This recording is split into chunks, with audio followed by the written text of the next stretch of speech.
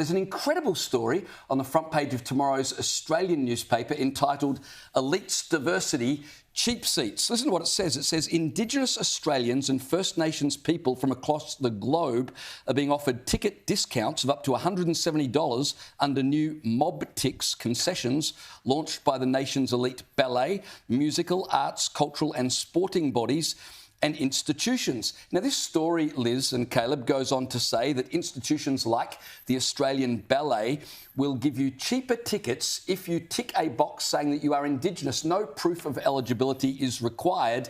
And they actually encourage you, by choosing not to say you're Indigenous, you actually help to subsidise tickets for Indigenous people. The Sydney Opera House is offering a similar scheme, and they say it's to encourage inclusion and participation in the arts from Indigenous people. Isn't this a little bit racist, simply implying that... It's a lot of bit racist. ...people wouldn't go? Do me a favour. The fact they get discounts, and what about non-Indigenous people? Well, 100%, because the automatic question is, what has someone done to deserve that? How have you earned that? Well, I mean, we've been talking about the Chairman's Lounge. You're disadvantaged.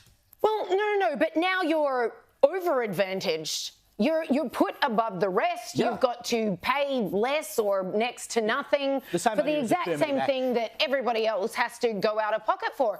And for most people who aren't Indigenous, the kind of institutions we're talking about, Sydney Opera House, Australian Ballet, National Art Gallery, the list goes on, the symphony orchestras. Communities coming to the ballet. These are inner city people. But these are things that we dig deep for. Like when I take myself to any of those, that's a treat for me. I'm not just like, oh, take my money, I'm there every weekend.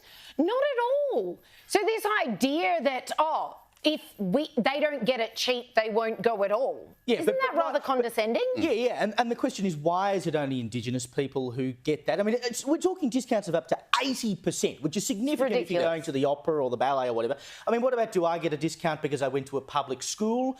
We know we have concession tickets, right? But the concession ain't 80%. It's a lot less than that. So should we not be giving an 80% discount to pensioners? Should we not be giving an 80% discount to people who are on the dole? Should we not be giving an 80% discount to people who grew up in the foster system?